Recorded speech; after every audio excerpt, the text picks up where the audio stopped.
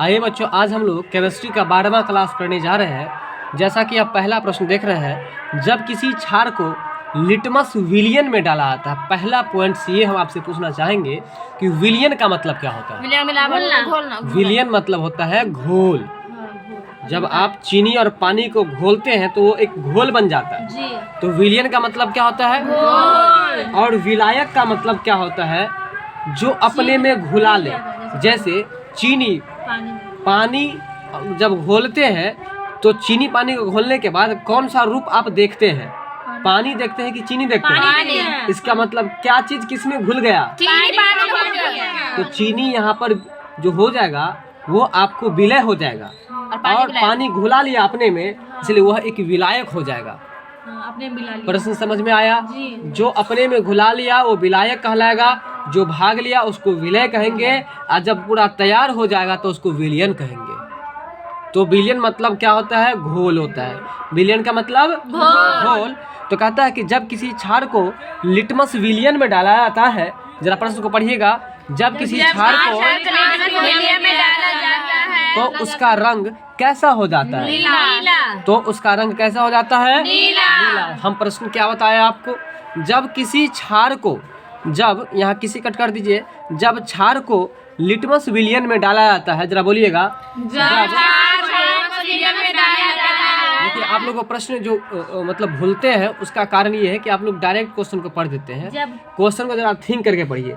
जब क्षार को, किसको, जब क्षार को लिटमस विलियन में डाला जाता है, तो उसका रंग कैसा हो जाता है, नीला। नीला, ठीक है। तो हमने प्रश्न क्या बताया, जरा प्रश्न बताइए। जब क्षार को लिटमस विलियन में कलर, यानी कि उसका रंग जो हो जाता है नीला हो जाता है। तो एक बार पुनः प्रश्न हम बताते हैं। जब क्षार को लिटमस विलियन में डाला जाता है तो उसका रंग नीला हो जाता है। बात समझ में आ रहा है। चलिए अगला प्रश्न है, ऑक्सीकरण एक क्रिया है जो हम लोग बैक के क्लास में पढ़े थे। ऑक्सीकरण एक प्रक्रिया है जिसमें कि ऑक्साइड बनता है। बताए थे कि ऑक्साइड बनने की क्रिया को क्या कहते हैं, ऑक्सीकरण कहते हैं, जिसको अंग्रेजी में हम लोग ऑक्सीडेशन कहते हैं।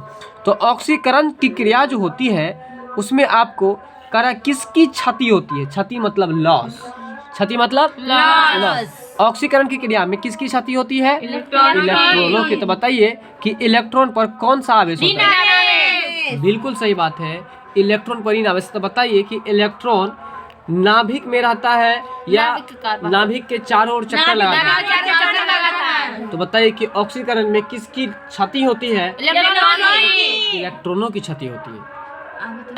कि ऑक्सीकरण में किसकी क्षति होती है, बहुत अच्छा। अगला प्रश्न है, एथिल अल्कोहल, एथिल अल्कोहल का समावयवी है।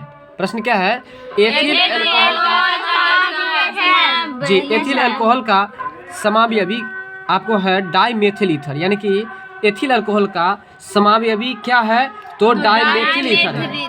एथिल अल्कोहल का समावयवी क्या है, डाइमेथिल ईथर। चलिए बताएंगे आप लोग कि ऑक्सीकरण में किसकी क्षति होती है, एथिल अल्कोहल का एक समावयवी बताइए आप लोग। एथिल में मेथिल जोड़ना है, ठीक है, और डाइमेथिल। तो डाई मतलब क्या होता है, डाई मतलब दो होता है, ट्राई मतलब तीन, और मोनो मतलब एक।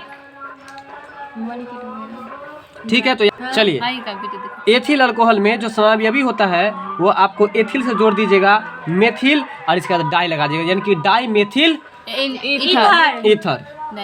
तो एथिल अल्कोहल में जो समावयवी है वो आपको डाइमेथिल ईथर है। अगला प्रश्न है, गैसोलीन के नमूनों की गुणवत्ता जो निर्धारित की जाती है। अब देखिए, पहले पढ़े थे आप, इससे पहले जो पढ़े थे, इससे बैक की क्लास में जो हम लोग पढ़े थे कि पेट्रोलियम की गुणवत्ता को हम लोग किस तरह से निर्धारित करते हैं। अब यहाँ जो हम लोग पढ़ रहे हैं कि गैसोलीन के नमूने की, उतना नहीं करना है। देखिए, गैसोलीन की गुणवत्ता निर्धारित की जाती है तो किससे की जाती है, तो ऑक्टेन नंबर से। किससे करते हैं हम लोग, यानी कि गैसोलीन की गुणवत्ता और पेट्रोलियम की गुणवत्ता जो हम लोग निर्धारित करेंगे वो किसके माध्यम से करेंगे, ऑक्टेन नंबर से करेंगे हम लोग। ठीक है, प्रश्न यहाँ तक समझ में आया। अगला प्रश्न है, वात्या भट्ठी में, किसमें? वात्या भट्ठी में। वात्या भट्ठी में किसका प्रयोग किया जाता है बताइए? वात्या भट्ठी का प्रयोग जो होता है वो अपचयन के लिए किया जाता है। मतलब वात्या भट्ठी का यूज जो किया जाता है अपचयन के लिए। तो बताएंगे आप लोग कि वात्या भट्ठी में जो वात्या भट्ठी का जो प्रयोग होता है वो किसके लिए होता है? अपचय के लिए। प्रश्न ये पूछ रहा था कि वात्या भट्ठी का यूज क्यों होता है? याद रखिएगा, अपचयन के लिए। वात्या भट्ठी का यूज क्यों होता है? अपचयन के लिए होता है। आपका अगला प्रश्न है, इस प्रश्न को आप लोग याद रखेंगे कि वात्या भट्ठी का प्रयोग क्यों होता है? अपचयन के लिए होता है। इसके बाद आपका अगला प्रश्न है, सिलिकॉन का परमाणु संख्या बराबर होता है। देखिए यहाँ पर प्रश्न कितना घुमाया है। यहाँ जो बता रहा है कि सिलिकॉन का परमाणु संख्या बराबर होता है, यहाँ पर सीधे ये तो बोल सकता था कि सिलिकॉन का परमाणु संख्या कितना है। बात बराबर है, सिलिकॉन का परमाणु संख्या कितना है, ठीक है। तो सिलिकॉन का परमाणु संख्या जो है वो आपको 14 के बराबर होता है, यानी कि सिलिकॉन का परमाणु संख्या 14 है, ठीक है। तो सिलिकॉन की परमाणु संख्या किसके बराबर होता है? 14 के बराबर होता है, ठीक है। सिलिकॉन की परमाणु संख्या किसके बराबर होता है? वह गैस जो कोयल की खान में, कोयल का खान थोड़ी ना होता है, कोयला की खान में, वह गैस जो कोयला की खान में विस्फोट उत्पन्न करती है, यानी कि ऐसा गैस जो कोयला के खान में विस्फोट उत्पन्न करती है। विस्फोट समझते हैं ना जी? जैसे ब्लास्ट होना, ब्लास्ट का हिंदी विस्फोट होता है। तो ऐसा कौन सा गैस है जो कोयला की खान में विस्फोटक के रूप में काम करता है? तो बताइए, कार्बन मोनोऑक्साइड है ना। तो इसे मोनो का मतलब क्या होता है? तो कार्बन मोनोऑक्साइड का सूत्र क्या होता है? CO होता है।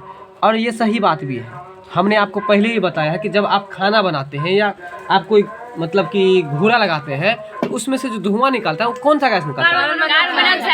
कार्बन मोनोऑक्साइड निकलता है ना। तो बताइए, कोयला क्या एक ईंधन है, और जब जलेगा तो धुआं निकलेगा, तो कौन सा गैस निकलेगा? यानी कि किसी कोयला फैक्ट्री में यदि किसी कोयला के खान में अगर विस्फोट होता है तो उसमें किस गैस की भूमिका होती है? सूत्र क्या होता है? ठीक है। अगला है कि रेयोन जो है, रेयान लिख दिया है, रेयोन अर्धचांद कर दीजिए। रेयोन है, रेयोन क्या है?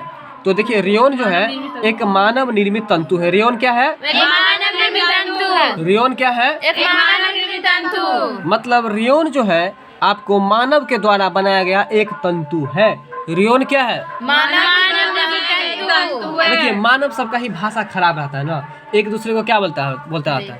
रे बोलता है। तो रे ओन, तो इसलिए रेयोन क्या है? मानव निर्मित तंतु है, यानी कि मानव के द्वारा बनाया गया तंतु है।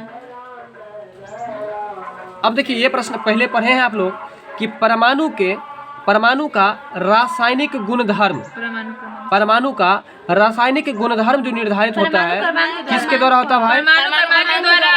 परमाणु के क्रमांक के द्वारा होता है। मतलब किसी भी परमाणु का जो रासायनिक गुणधर्म निर्धारित किया जाता है किसके द्वारा? परमाणु क्रमांक के द्वारा। और इस प्रश्न को भी आप लोग थोड़ा याद रखिएगा। चलिए, अगला प्रश्न है, मेलाकोनाइट। मेलाकोनाइट एक खनिज है, और मेलाकोनाइट जो है किसका खनिज है भाई? तो तांबा। अब आप याद रख लीजिए कि जिस तरह से हामिद मेले में गया और अपने दादी के लिए क्या खरीदा, इसी तरह से जब कोई व्यक्ति है, मान लेते हैं आप लोगों को ही, कि जब आप लोग मेला में जाएंगे ना तो अपने मम्मी के लिए तावा खरीद के ले आएंगे, क्योंकि रोटी बनाते समय जिस तरह से उसको चिमटा पकड़ने के लिए रोटी पकड़ने के लिए चिमटा लाया, तो आप तावा पर रोटी बनाने के लिए तावा खरीद के ले आइएगा। कहाँ से?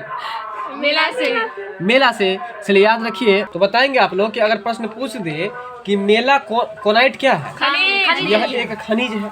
अगर आपसे पूछ दे कि मेलाकोनाइट किसका खनिज है, ठीक, आपको क्या बताया याद रखने के लिए? जिस तरह से हामिद चिमटा खरीद लिया, उसी तरह से आप मेला जाएंगे तो आप तावा खरीद करके लाएंगे। इसलिए मेलाकोनाइट किसका है? चलिए, कैलामाइन किसका है? जस्ता का है। बहुत अच्छा।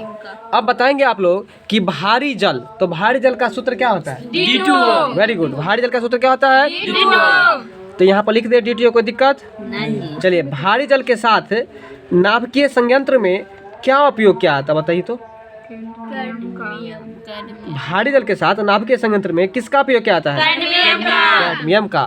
तो इस प्रश्न को जरा आप लोग पढ़िएगा कि भारी जल के साथ नाभिकीय यंत्र में कैडमियम का उपयोग किया जाता है। पढ़िए जरा 2-4 बार। तो आप लोगों ने सही कहा कि भारी जल के साथ नाभिकीय संयंत्र में किसका उपयोग क्या होता है? कैडमियम का। अब बताएंगे आप लोग कि धातु की क्रिस्टल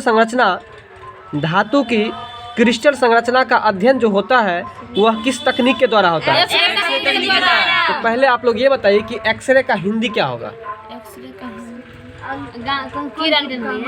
देखिए यहाँ पे एक्सरे है तो एक्स से मतलब एक्स हो गया और रे का मतलब किरण हो गया, यानी कि एक्सरे तकनीक के द्वारा किसका अध्ययन करते हैं? तो धातु की क्रिस्टल संरचना का। किसका अध्ययन करते हैं?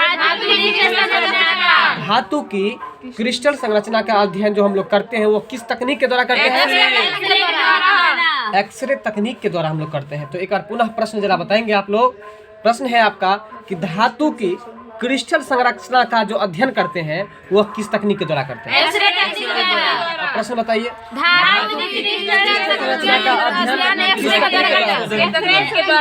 एक बार फिर से बोलिए, धातु की क्रिस्टल संरचना का अध्ययन किस तकनीक के द्वारा करते हैं? एक्सरे तकनीक के द्वारा। बताइए एक्सरे का हिंदी क्या होगा? एक्स किरण। एक्स किरण। वाई रे का मतलब क्या हुआ? चलिए गामा रे का मतलब गामा किरण। अल्फा रे का मतलब बहुत अच्छा। सबसे खतरनाक किरण वेरी गुड। सबसे अधिक भेदन क्षमता गामा किरण, तभी तो खतरनाक है। चलिए मैग्नेटाइट किसका आज के भाई? सही बात है, मैग्नेटाइट किसका आज का है? चलिए लोहा का संकेत सूत्र क्या होता है? बहुत अच्छा। समुद्र के पानी में जो नमकीन होता है, समुद्र लवणता होती है, किसके कारण से होती है? तो सोडियम क्लोराइड को आम भाषा में हम लोग क्या कहते हैं? नमक कहते। क्या कहते हैं? इसका सूत्र क्या होता है? NaCl। क्या होता है? तो बताइए कि समुद्र में पानी की जो लवणता होती है, नमकीन, किसके कारण से होती है? तो बताएंगे आप लोग कि समुद्र का पानी नमकीन होता है कि नहीं, बताया कि ना आप लोग? तो बताइए कि समुद्र का पानी नमकीन किसके कारण से? सोडियम क्लोराइड का सूत्र क्या होता है? फिर से बताइए। सोडियम क्लोराइड को क्या हम अपने दैनिक मतलब डेली के यूज में, दैनिक जीवन में, बिल्कुल दैनिक जीवन में यूज करते हैं? करते हैं। कहाँ करते हैं? माध्यम से। भोजन में। नहीं, भोजन में नमक सोडियम क्लोराइड का पानी के इस्तेमाल ही नहीं करते हैं। पानी में से सोडियम क्लोराइड निकालते हैं ना हम लोग, नमक निकालते हैं ना, उसी का हम लोग यूज करते हैं खाना में। नहीं समझ में आया?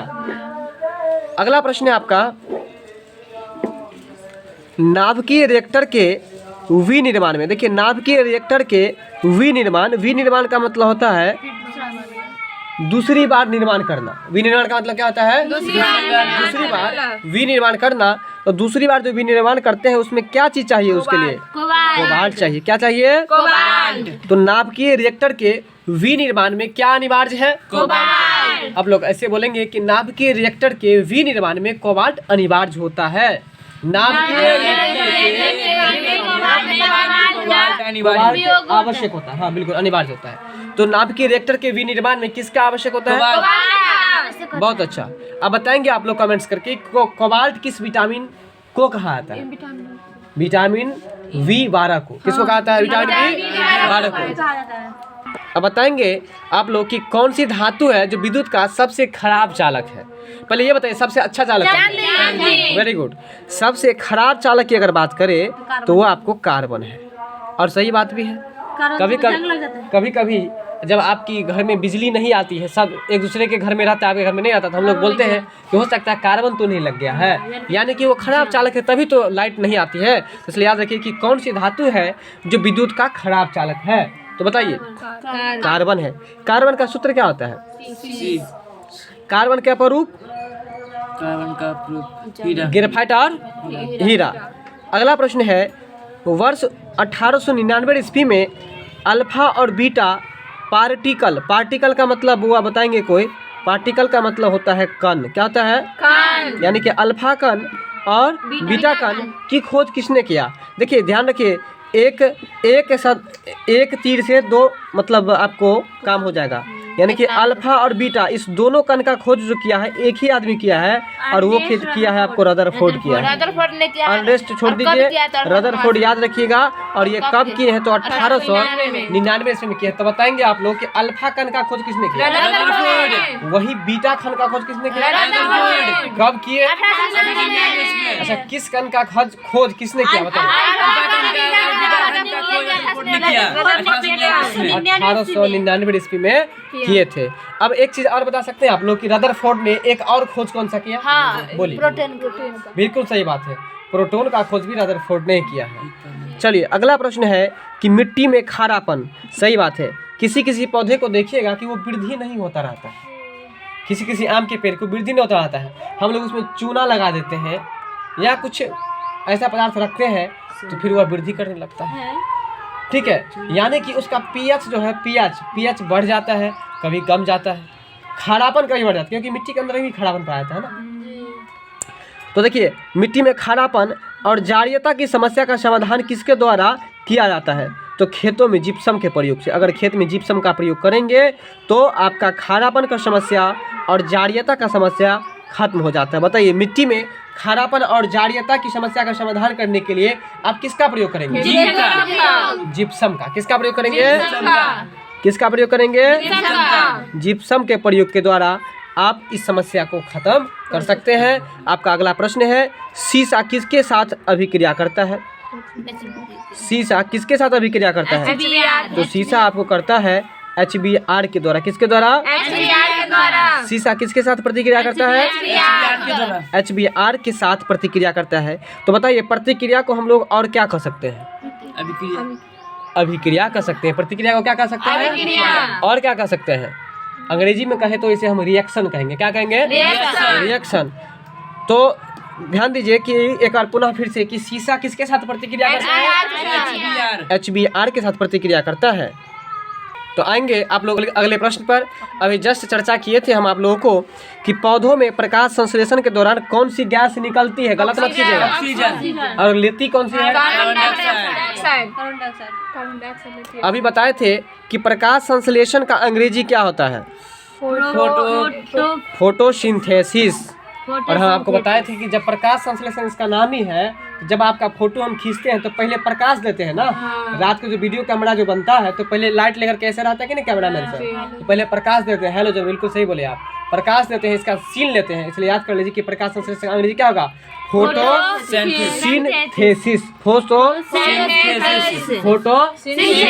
तो बताइए, प्रकाश संश्लेषण अंग्रेजी क्या होगा? फोटोसिंथेसिस हुआ। आपका अगला प्रश्न है कि किसी तत्व का परमाणु भार जो होता है, किसी तत्व का जो परमाणु भार होता है वह आपको किसके कारण से होता है? तो न्यूट्रॉन और प्रोटॉन के कारण से। किसी तत्व का जो परमाणु भार होता है किसके कारण से होता है? किसी तत्व का जो परमाणु भार होता है किसके कारण से होता है? तो बताइए कि न्यूट्रॉन का खोज किसने किया? न्यूट्रॉन का खोज जेम्स चैडविक ने किया। और प्रोटॉन का खोज किसने किया? रदरफोर्ड ने। हमको लगता है। तो बताएंगे आप लोग कि मेथेनॉल को किस नाम से जाना जाता है? बताइए आप लोग, मेथेनॉल को किस नाम से जानते हैं हम लोग? Rubbing alcohol. और पहले ये बताइए कि एल्कोहल का हिंदी क्या होता है? एल्कोहल का शराब में दिया जाता है। एल्कोहल का शराब, एल्कोहल का हिंदी ही शराब होता है, लेकिन दिया जाता है शराब। ठीक है ना? एल्कोहल मतलब शराब होता है, और कहीं कहीं आपको वाइन का मतलब भी आपको शराब रहता है। ठीक है, तो याद रखिएगा अल्कोहल मतलब शराब होता है। इसलिए पेप्सी में देख लीजिएगा, इस पर लिखा रहता है 0% अल्कोहल, मतलब उसमें दारू की मात्रा नहीं होती है। ठीक है, तो बताइए कि मेथेनॉल को और किस नाम से जानते हैं? मेथेनॉल को। आप लोग प्रश्न नहीं बोलेंगे तो याद नहीं होगा। और आप जानते हैं कि इसमें रामू, श्यामू, काका, काकी नहीं है जो याद हो जाएगा तुरंत। इसलिए समझने की कोशिश कीजिए। केमिस्ट्री है, रसायन का भाषा कुछ अलग होता है, लैटिन भाषा से बहुत सारा यूज किया जाता है इसमें। तो बताइए कि मेथेनॉल को किस नाम से जानते हैं हम लोग? Rubbing alcohol. बोलिए, मेथेनॉल को किस नाम से जानते हैं? Rubbing alcohol. मेथेनॉल को किस नाम से जानते हैं? अगला है रेडियो सक्रिय पदार्थ के द्वारा। किसके द्वारा? रेडियो सक्रिय पदार्थ के द्वारा उत्सर्जित मतलब निकला हुआ। अब बताइए कौन सा किरण है? बीटा किरण है ना। वी किरणों में यानी कि बीटा किरणों में होता है, क्या होता है भाई? तो न्यूक्लियस द्वारा उत्सर्जित आवेशित कण होता है। रेडियो सक्रिय पदार्थ द्वारा उत्सर्जित बीटा किरणों में क्या होता है? तो न्यूक्लियस द्वारा उत्सर्जित आवेशित कण। इस प्रश्न को आप लोग छोड़ देंगे। अगले प्रश्न चलिए। गिल्स रोल जो क्वथनांक पर विखंडित हो जाता है उसको शुद्ध किया जाता है किसके द्वारा? तो समानित दाब पर आसवन के द्वारा। ठीक है, बस इतना याद रखिएगा आप लोग, आसवन के द्वारा। इस यह कट कर दीजिए। गिल्स रोल तो बताएंगे आप लोग कि गिल्स रोल जो है, इसको जरा ध्यान दीजिए, पूरा ये कट कर दिए हैं। गिल्स रोल ये को है, ठीक है। गिल्स रोल को शुद्ध किया जा सकता है किसके द्वारा? इतना ही याद रखिए कि गिल्स रोल को किस तरह से शुद्ध किया जा सकता है? आशवन विधि के द्वारा। ठीक है, अगला है कि हड्डी चारकोल का प्रयोग चीनी को साफ करने के लिए किया जाता है। बिल्कुल बताएंगे आप लोग कि हड्डी चारकोल का प्रयोग चीनी को साफ करने के लिए होता है। हड्डी चारकोल का प्रयोग चीनी को साफ करने के लिए होता है। ठीक है, क्यों होता है भाई? तो क्योंकि रंग हटाने वाले पदार्थ का काम करता है। ये आपको करता है क्या है? चीनी को साफ करने का मतलब क्या होता है? कभी कभी आप लोग देखे होंगे कि जलेबी बनाने वाले जो दुकानदार होते हैं वो उसमें एक केमिकल डालते हैं। जिस समय चीनी को आपको गाढ़ा करते रहते हैं तो उस समय क्या करते हैं? चीनी में आप गौर कीजिएगा, मिठाई बनाते समय या चीनी बनाते समय उसमें एक केमिकल डालता है जिसका नाम होता है हाइड्रो। देखे होंगे आप लोग, पाउडर रहता है। वो हाइड्रो डालने के बाद देखिएगा कि चीनी का जितना भी गंदा रहता है ना, हाँ काला काला जितना रहता है वो सब निकल जाता है।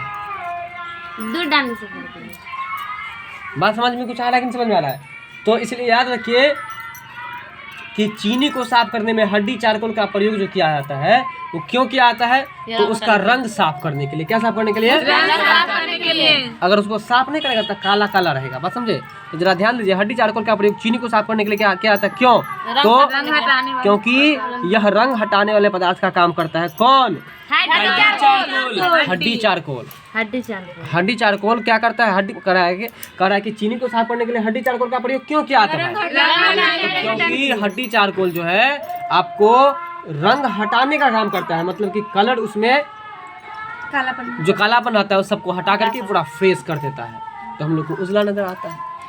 बात समझ में आ रहा है? तो हड्डी चारकोल का प्रयोग जो किया जाता है, क्यों किया जाता है? रंग हटाने के लिए। बस इतना याद रखिए, रंग हटाने के लिए। ठीक है, आपका अगला प्रश्न है फ्लोर अस्पार। क्या लिखा हुआ है? फ्लोर अस्पार का सूत्र जो है वो है आपको CaF2। फ्लोर अस्पार का सूत्र क्या है? CaF2। फ्लोर अस्पार का सूत्र क्या है? CaF2। इस प्रश्न को आप लोग निगाह दीजिए इस पर, क्योंकि ये आपके लिए बिल्कुल नया है। फ्लोर अस्पार का जो है इसका सूत्र क्या होता है? CaF2। क्या होता है? CaF2। तो बताइए कि फ्लोर अस्पार जो है वह किसका अयस्क है? कैल्शियम का। कैल्शियम का सूत्र क्या होता है? Ca होता है ना। तो ध्यान दीजिए कि फ्लोर एस्पार का भी सूत्र देखिए Ca से मिला हुआ कि नहीं, इसलिए और फ्लोर है तो F2, कैल्शियम का है तो Ca, क्योंकि कैल्शियम का सूत्र Ca होता है ना भाई, तो Ca उसका आ गया और फ्लोर का रहा है तो F2 ले लीजिए। तो बताइए कि फ्लोर एस्पार किसका अयस्क है? कैल्शियम का। कैल्शियम का है बिल्कुल। तो फ्लोर एस्पार का सूत्र क्या होता है? CaF2 होता है। चलिए इस प्रश्न को भी आप लोग याद रखेंगे। अगला प्रश्न है कि एल्यूमिनियम क्या चीज है? एल्युमिनियम सल्फेट, जिसका सूत्र क्या है? Al2SO4 × 3। बोलिएगा Al2SO4 × 3। फिर से बोलिए एक बार Al2SO4 × 3, यानी कि एल्युमिनियम सल्फेट का जो सूत्र होता है Al2SO4 × 3। एक बार फिर से बोले बिना देखे तो एल्युमिनियम सल्फेट का जो प्रयोग क्या आता है वो आपको कपड़ों की छपाई में और आग को बुझाने में। याद रखिए, कपड़ों की छपाई में मतलब कपड़ा छापने में, है ना। कपड़ा को छापना समझते हैं ना जी? ये आपके कपड़ा पर भी चित्र बनता है ना। तो वो आपको किसके द्वारा बनता है? तो ये आपको एल्युमिनियम सल्फेट का प्रयोग करके, किसका प्रयोग करके? ठीक है, कपड़ों की छपाई और आग बुझाने के लिए भी इसका प्रयोग किया जाता है। बिल्कुल, ये देखिए कपड़ों पर ये छपाई हुआ है, ये नहीं है, ये तो ऊपर से लगता है, इसलिए ये छपाई है। ठीक है ना। तो एल्युमिनियम सल्फेट का जो प्रयोग क्या आता है, कहाँ पर क्या आता है बताइए? कपड़ों की छपाई के लिए और खाने में। अगर आपसे एक प्रश्न पूछ दे कि आग को बुझाने में किस गैस का यूज किया जाता तब? एल्युमिनियम सल्फेट गैस का। नहीं, कार्बन। नहीं, सल्फर सल्फेट। भाई आग जलने के लिए क्या चाहिए? आप कभी लैंप या डिबिया को किसी चीज से ढक दीजिए, बंद कर दीजिए, डिबिया अपने आप बुझ जाता है। मतलब वो डिबिया क्यों बुझ गया? क्योंकि उसको ऑक्सीजन चाहिए।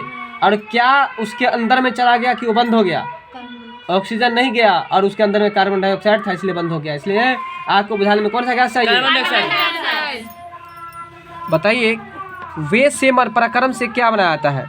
वेसेमर प्रक्रम से आपको इस्पात बनाया जाता है। क्या बनाता है? इस्पात बनाया जाता है। ठीक है, वेसेमर प्रक्रम से क्या बनाया जाता है? इस्पात। और इस्पात का अंग्रेजी क्या होता है? स्टील। तो बताइए कि वेसेमर प्रक्रम से क्या बनाया जाता है? इस्पात बनाया जाता है। वेसेमर प्रक्रम से क्या बनाया जाता है? इस्पात। ठीक है, वेसेमर। ठीक है, तो याद रखिएगा कि वेसेमर प्रक्रम से जो बनाया जाता है आपको क्या बनाया जाता है? इस्पात। वेसेमर प्रक्रम से क्या बनाया जाता है? इस्पात। इस्पात का अंग्रेजी क्या होता है? स्टील होता है। तो बताइए, क्या आपके घर में इस्पात का बर्तन है? बिल्कुल सही है। तो बताइए कि नींबू का पीएच मान क्या होता है? नींबू में कौन सा अम्ल पाया जाता है? एसिड। साइट्रिक अम्ल। कौन सा अम्ल पाया जाता है? चलिए, तो नींबू का पीएच मान कितना होता है? अब बताइए, सभी अम्लों में सबसे अधिक समान तत्व कौन सा है? इस प्रश्न को छोड़ दीजिए, कुछ अधूरा है। फैराडे का जो नियम है वो किससे संबंधित है? ये विद्युत अपघटन से संबंधित है। फैराडे का नियम किससे संबंधित है? फैराडे का नियम विद्युत अपघटन से। चलिए, तो फैराडे का जो नियम है वह किससे संबंधित है? विद्युत अपघटन से। विद्युत अपघटन से संबंधित है। किससे संबंधित है भाई? विद्युत अपघटन से। इस प्रश्न को भी आपको याद रखना पड़ेगा। तो बताइए, एक बार पीछे जरा चलते हैं, बिना देखे बताएंगे आप लोग फटाफट से कि वेसेमर प्रक्रम से क्या बनाया जाता है? बहुत अच्छा। फैराडे का नियम किससे संबंधित है? विद्युत अपघटन से। अगला प्रश्न है, विटामिन ई का रासायनिक नाम क्या है? टोकोफेरोल है। और विटामिन ई की कमी से क्या होता है? और बाल जो काला नहीं होता, बाल जो उजला होता है, किसके कारण से? चलिए बताएंगे कि जल की अस्थायी कठोरता, जब हम लोग क्लास से स्टार्टिंग किए थे उस समय ही ये प्रश्न हम लोग पढ़े थे कि जल की अस्थायी कठोरता होने का कारण क्या है? बताइए। जल की कैल्शियम अस्थायी होने का कारण जो है वो कैल्शियम बाइकार्बोनेट है। किसी जल की अस्थायी होने का कारण क्या है? Calcium bicarbonate. तो बताइए, सोडियम बाइकार्बोनेट का मतलब कौन सा सोडा हुआ? सही बात है। सोडियम कार्बोनेट का मतलब? ठीक है। तो जल की अस्थायी कठोरता होने का कारण क्या है? Calcium bicarbonate. क्या होता है? एक बार पुनः फिर से बताइए। अगला प्रश्न है, आइसक्रीम जिलेटिन को मिलाने का करके आइसक्रीम जिलेटिन को मिलाने का कारण क्या है? यहाँ देखिए, ये प्रश्न थोड़ा कुछ अधूरा है, यहाँ पर में लगा दीजिए आप। आइसक्रीम में जो जिलेटिन मिलाया जाता है, उसी तरह से जिलेबी में भी ये मिलाया जाता है। आइसक्रीम में जो जिलेटिन मिलाया जाता है उसका कारण क्या है? तो याद रखिए, सुगंध बढ़ाने के लिए और स्वाद बढ़ाने के लिए। आइसक्रीम में क्या मिलाया जाता है? पहले याद करिए। जिलेटिन। क्यों मिलाया जाता है? सुगंध और स्वाद बढ़ाने के लिए जिलेटिन का प्रयोग किया जाता है। ठीक है, तो एक और बताइए कि सभी, ये तो फैराडे का जो नियम संबंधित है वो किससे संबंधित है? विद्युत अपघटन से है। ठीक है, वेसेमर प्रक्रम से क्या बनाया जाता है? अब बताएंगे कि एल्युमिनियम सल्फेट का सूत्र क्या होता है? और 3 होता है। ठीक है, आज का सेशन यही लास्ट होता है। मिलते हैं हम लोग नेक्स्ट वीडियो में। तब तक के लिए बहुत बहुत धन्यवाद कि आप लोगों ने साथ दिया। Thanks for watching.